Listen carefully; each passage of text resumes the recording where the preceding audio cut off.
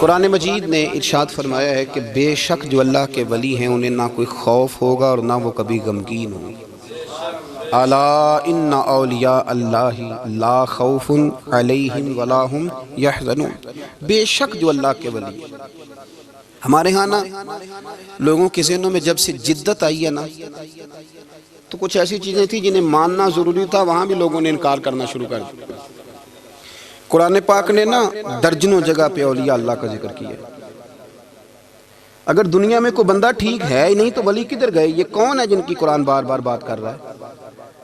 یہ کون ہے جن کو قرآن کہہ رہا ہے ان کو نہ کوئی خوف ہوگا نہ غمگین ہوں گے؟ یہ کون ہے جن کے بارے میں قرآن کہہ رہا ہے یا ایھا الذین آمنوا اتقوا اللہ وکونوا مع الصادقین، سچے لوگوں کے پاس بیٹھو۔ اگر ہے ہی کوئی نہیں دنیا میں، ہم لوگ اپنی چھوٹی چھوٹی عقل کے دائرے میں بڑی بڑی چیزیں سما کے رکھنا چاہتے ہیں۔ اس امت میں جو اللہ نے اس امت کو کمال دیا ہے اس میں ایک کمال یہ ہے کہ اس امت میں اللہ کے ولی ہمیشہ موجود رہے، ہمیشہ۔ یہ بات لکھ لیں، یہ بات لکھ لیں۔ یہ الگ بات ہے کہ پروفیسر کا بیٹا بھی کئی دفعہ ان پڑھ رہ جاتا ہے، باقی سارے لوگ آ کے اس سے فیض یاب ہو جاتے ہیں، وہ کہتا ہے مجھے پتہ ہے ابے کا ابا کیا ہے۔ یہ بات الگ ہے۔ کئی دفعہ بڑے بڑے لوگ محدثین کے بیٹے ان پڑھ رہ جاتے ہیں اس لیے کہ سمجھ نہیں پاتے چیزوں کو۔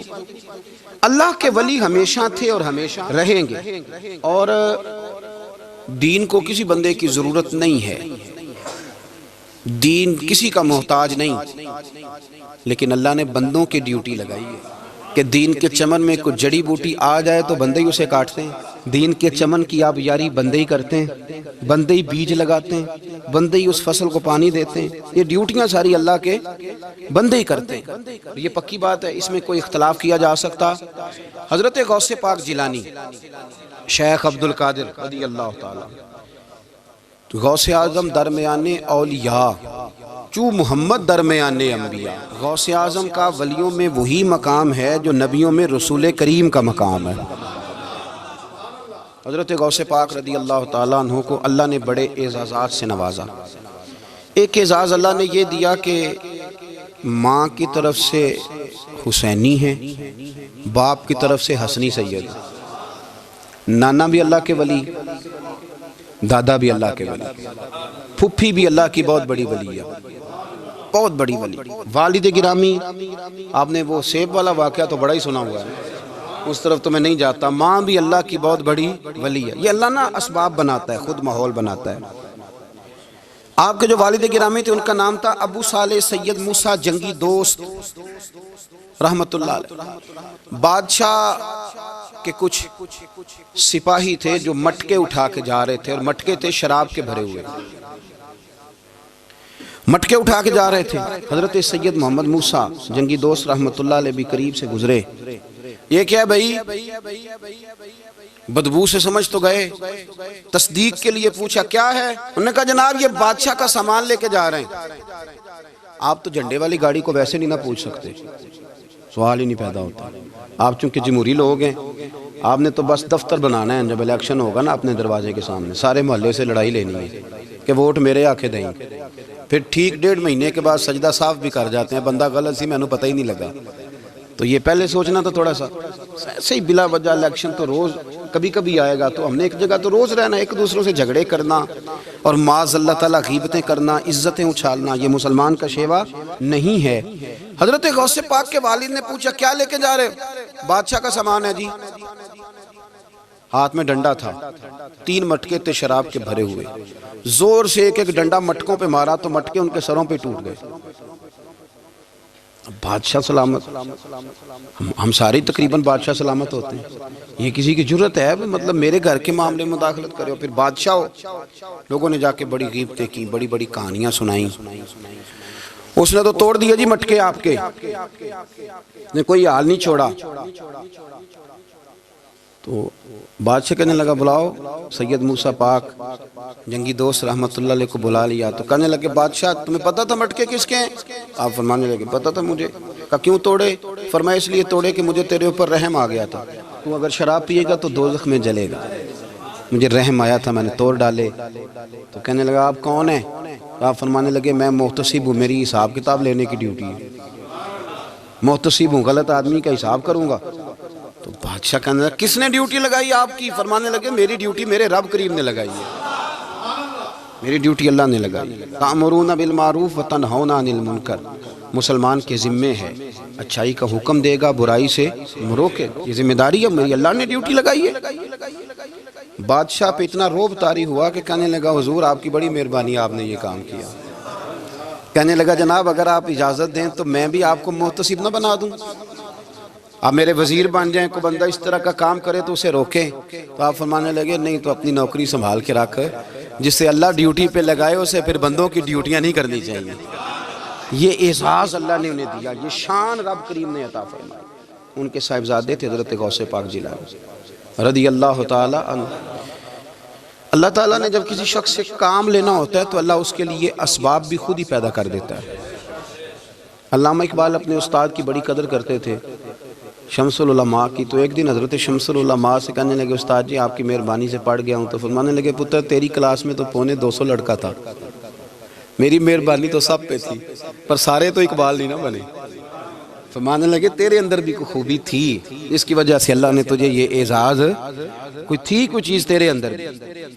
اللہ تعالیٰ جب کسی بندے کو نوازتا ہے نا تو بندہ بھی محنت کرتا ہے، لیکن اس کی محنت سے زیادہ اللہ کے فضل کا دخل ہوتا ہے۔ تو بندے کئی دفعہ کہنے لگ جاتے ہیں بڑی مشقت کی، بڑی محنت کی، کچھ بھی نہیں ہوتا، زیادہ اللہ کے فضل کا انحصار ہوتا ہے۔ پر رب جیسے چاہتا ہے ویسے فیصلے دیتا ہے۔ آپ فرماتے ہیں کہ میں چھوٹا سا تھا، والد انتقال کر گئے، والدہ تھی میری اور ہم 2 بھائی تھے۔ فرماتے ہیں بچے کھیلنے کے لیے نکلے تو میں بھی ان کے پیچھے کھیلنے نکل گیا۔ ایک بیل بچوں کے قابو آ گیا، تو بچوں کے قابو کو چیز آ جائے تو پھر وہ اس کا جو حال ہوتا ہے وہ تو ہمیں پتہ ہی، ہم سارے بچے رہ چکے ہیں۔ تو کہتے ہیں وہ بیل قابو آ گیا، کوئی اس کے کان چھیڑتا، کوئی اس کی دم چھیڑتا، کوئی اس کے سینگ چھیڑتا، کوئی کسی جگہ سے اسے تنگ کرتا۔ مختلف بچے اس کو نا دم سے پکڑ کے ہلاتے، بیل بھاگتا۔ حضور غوث پاک فرماتے میں بھی آگے بڑھا، اور میں نے جب اس کی دم پکڑ کے ہلائی تو بیل نے میری طرف منہ کیا اور کہنے لگا عبد القادر تو نہ ایسے کر، بول کے کہنے لگا تو نہ ایسے کر، تجھے رب نے ان کاموں کے لیے پیدا نہیں فرمایا۔ آپ فرماتے ہیں مجھے اتنا خوف طاری ہوا، بیل کو بولتے دیکھا تھا پہلی دفعہ، بیل کو۔ اب میرے سنی کو بھی دلیلوں کی ضرورت ہوتی ہے، دلیل نہ دیں، کسی بزرگ کی بات سنائیں تو سنی بھی تھوڑا تھوڑا دائیں بائیں دیکھتا ہے۔ یہ شور ایسا ہوا ہے نا، پراپوگنڈا ایسا ہے۔ میں حدیث پاک سنا دیتا ہوں۔ رسول کریم صلی اللہ تعالیٰ علیہ وآلہ وسلم فرماتے ہیں ایک شخص نے بیل پہ سواری کر لی تھی۔ بیل سواری کے لیے نہیں پیدا کیا گیا، سواری کے لیے اونٹ ہیں، خچر ہیں، گھوڑے ہیں، گدھے ہیں، بیل کھیتی باڑی کے لیے۔ اس شخص نے جب بیل پہ سواری کی تو بیل پیچھے مڑ کے دیکھنے لگا اور کہنے لگا یار تو بڑا بیوقوف ہے، بول کے کہنے لگا مجھے اللہ نے سواری کے لیے نہیں پیدا کیا، میرے سے وہ کام لے جس لیے میں پیدا کیا گیا ہوں۔ تو بندہ ڈر گیا، کہنے لگا بڑی حیرانگی والی بات نہیں کہ بیل بولتا ہے، تو بیل پھر بول پڑا۔ کہنے لگا اس سے بھی زیادہ حیرانگی والی بات ہے۔ اس نے کہا وہ کیا؟ کہنے لگے مدینے میں نبی پاک آ گئے ہیں اور تو نے ابھی تک کلمہ ہی نہیں پڑھا، یہ اس سے بھی زیادہ حیرانگی والی بات ہے۔ جامع المعجزات میں حدیث موجود ہے، حضور آ گئے اور تو نے کلمہ ہی نہیں پڑھا۔ وہ شخص کہتا ہے میں سر پٹ دورا، جب آ کے سامنے کھڑا ہوا تو حضور مسکرائے، فرمایا آجا پڑھ لے کلمہ، مجھے پتہ ہے تجھے کس نے بھیجا ہے۔ اللہ والوں کی باتیں مان لیا کریں، میں بڑی ذمہ داری سے کہتا ہوں رب کریم کے کوئی بندوں کی بات کتاب و سنت کے خلاف نہیں ہوتی، وہی تو کتاب و سنت آگے پہنچانے والے ہوتے۔ تو حضور غوث پاک فرماتے ہیں میں وہ ڈر کے گھر آیا، جب گھر پہنچا تو میرے کانوں میں آواز آ رہی تھی لبیک اللہم لبیک لبیک لا شریک لک لبیک۔ فرماتے میں چھت پہ چڑھا اور میں نے جیلان میں اپنی چھت پہ کھڑے ہو کے دیکھا تو حج کے دن تھے، میری سیدھی نظر میدان عرفات پہ گئی، لوگ میدان عرفات میں بیٹھ کے لبیک لبیک پڑھ رہے تھے۔ پہلے میں وہاں سے ڈر کے آیا، پھر چھت سے ڈر کے نیچے اترا، ماں کو ساری بات بتائی تو کہتی ہے میری ماں کہنے لگی بیٹے جب تو پیدا ہونے والا تھا تو مجھے بڑی بشارتیں ملتی۔ فرماتے ہیں ماں نے نا کھولا بکسا صندوق تو 80 دینار نکالے، فرمایا پتر تم 2 بھائی ہو اور تمہارا باپ کل جاگیر 80 دینار چھوڑ گیا، 80 40 تمہارے 40 تمہارے بھائی کے۔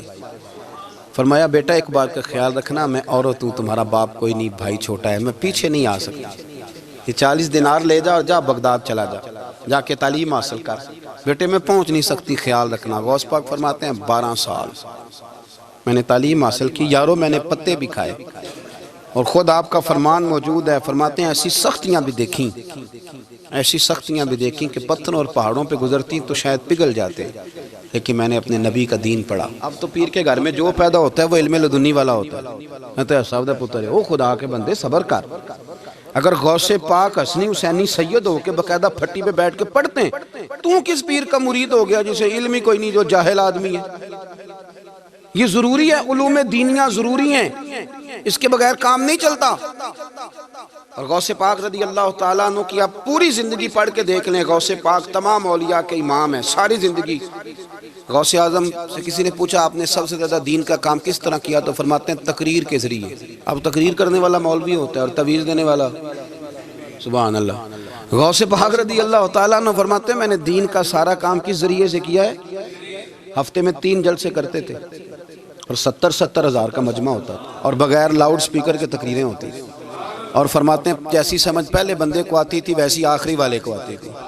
لوگوں نے کہا حضور یہ کرم کیسے ہوا؟ فرمانے لگے میں نے جب تعلیم حاصل کر لی تو بولنا آتا ہی نہیں تھا، تو میں بڑا پریشان، ایک دن سو گیا تو خواب میں رسول کریم کا دیدار نصیب ہوا۔ نے فرمایا تو واز کیا کر، تیرے واز سے لوگوں کو فائدہ ہوگا۔ یا رسول اللہ میں اجمی بندہ ہوں، لوگوں کے سامنے کیسے بات کروں گا؟ تو حضور نے فرمایا منہ کھولنا ذرا۔ کہتے میں نے منہ کھولا تو محبوب نے 7 دفعہ لعاب دہن ڈالا میرے منہ میں۔ آپ فرماتے ہیں پھر بولتا میں تھا، اثر کوئی اور پیدا کر دیتا۔